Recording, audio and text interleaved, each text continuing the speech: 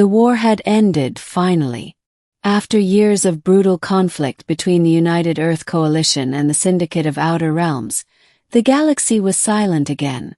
Peace was hard-won, bought in blood and flame across the stars. Sergeant Nathan Hale had survived it all, barely. His final mission left him stranded on a remote moon after his dropship was shot down during a failed extraction op. He had waited 3 months in the freezing wilderness, subsisting on emergency rations, before a civilian relief vessel finally found him. By then, his unit was declared dead. And in many ways Nathan was dead, at least the man he used to be. He relocated to one of the independent trade colonies, Velmara 7, a peaceful green world far from the front lines. No more orders. No more screaming comrades in his earpiece. Just fresh wind, clean soil, and a hope to start again. That's when he met her. Her name was Era, a tall, violet-skinned woman with silver hair and amber eyes. She worked as a systems technician in the colony's power grid, or so she claimed. She was quiet, graceful, and kind in a way that disarmed Nathan completely. Their romance was sudden, almost reckless. Era found in Nathan a raw sincerity, a man scarred but genuine. Nathan saw in her a kind of mystery and compassion he didn't know he needed. Within 6 months, they were married in a quiet ceremony by the sea. She never liked questions about her past, and Nathan, grateful for someone who looked at him without pity, never pressed. They lived in a humble domed house by the cliffs. Nathan built things, gardening drones, home fabricators, solar tiles, while Era worked nights. He thought it was some grid monitoring job. He didn't know the truth. One evening as Nathan prepped dinner, a surprisingly edible vat-grown steak, Era came in late. Her normally composed face looked tense. "You okay?" he asked. She hesitated. "There's something I need to tell you." Nathan raised an eyebrow. "You're pregnant," he joked, trying to lighten the mood. She blinked. "No. But you should sit." What she told him shattered everything he thought he knew. Her real name was Ariana Velsi-Theron, an heiress to the Theron conglomerate, one of the wealthiest families in the galaxy. Not just wealthy, interstellar wealthy. Her family controlled megacities on 6 planets, funded galactic trade routes, and owned shares in military shipyards that built both sides' fleets during the war. But Era had rejected it all. She had fled the arranged marriage, the politics, the corporate empire. Her family had declared her dead rather than admit she had defected. She vanished, changing identities, living low until the war ended. And then she met Nathan.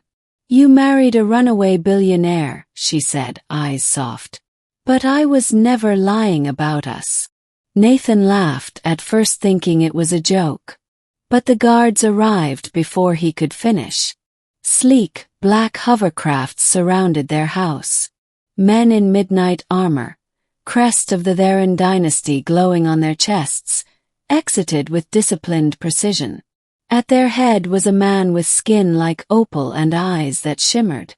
"Lady Ariana," he said with a bow. "Your father is dying. The family requests your return." Era's lips tightened. "I'm not going back. The inheritance laws were altered. You are now the sole heir to the Theron Empire. Billions of lives and planetary operations now hinge on your decision." The man's eyes flicked to Nathan. "And your consort?" "He stays with me," she said firmly.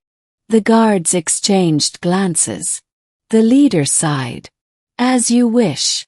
They were flown to Theranar Prime, a planet that Nathan had only seen in propaganda vids. Towering arcologies, floating palaces, moon-size banks. The air buzzed with drones and luxury vessels. Nathan stood beside Era as she was reinstated. News feeds across thousands of worlds exploded. Ariana Velsitherin is alive and married to a human soldier.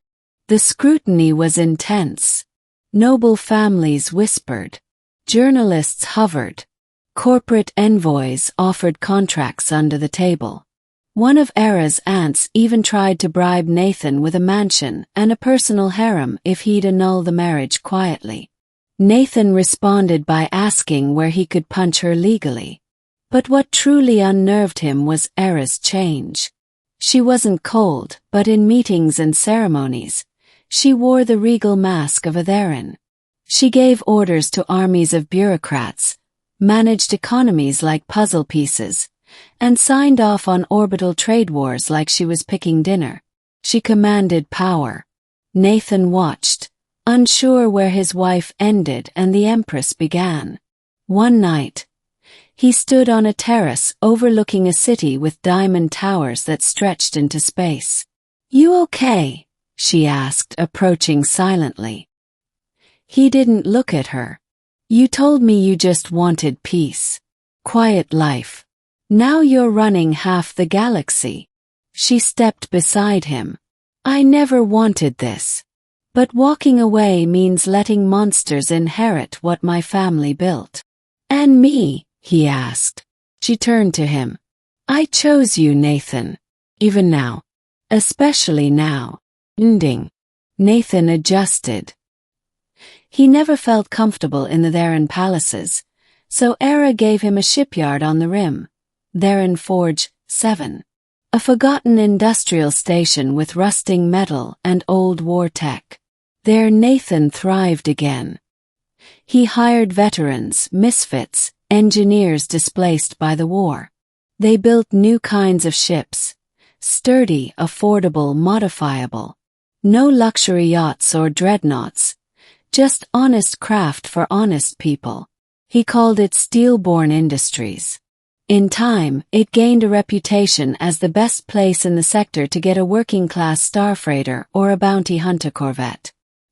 His ships saved lives, carried medicine, ferried refugees. No more war machines.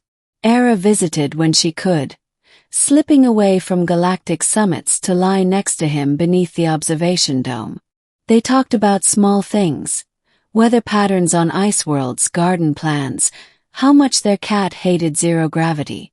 One day, after months apart, Era surprised him by arriving early. This time, she was dressed not in her royal robes, but in a plain jacket and cargo pants. "Just Era. I had a proposal signed in your name," she said, grinning. Nathan blinked. "What?" "I'm merging your company with mine. Under the terms of marriage assets." "Wait, you what?" "Relax. It just makes us legally equal owners of the new Therin Steel-born cooperative. It's in the prenup you never read, by the way." He opened his mouth, then laughed. "You're impossible." He smirked. "You married a billionaire, remember?" Then she added more softly, "But I married you." They stood there, stars glinting beyond the dome, their lives impossibly entwined. A soldier who once had nothing. A runaway heiress who had everything. Together they weren't just rebuilding themselves. They were changing the galaxy.